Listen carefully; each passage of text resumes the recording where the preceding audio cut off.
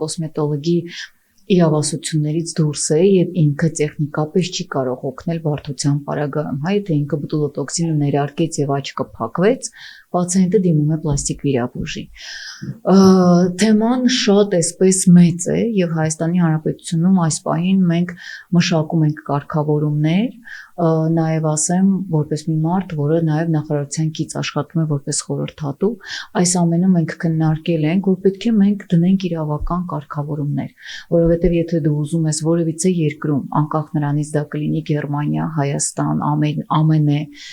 որևիցե դաշտ կարգավորես, պետք է սկսել իրավական կարգավորումներից։ Ինչքան էլ դու փորձես խղճին ինչ որ ասելով, որ մի արեք կամ սխալ եք անում, դա չի օգնելու։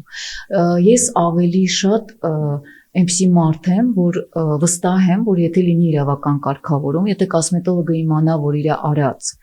ոչ լիցենզիոն ներարկման հետևանքով ինքը օրինակ ենթարկվի իրավական պատասխանատվության եւ ֆինանսական պատասխանատվության, հավատացեք, մեծ մասը 10 անգամ կմտածի, մինչեւ որ վարսահարդարման որևիցե սալոնում ձեզ կներարկի ինյեկցիոն միջոցառում կանի։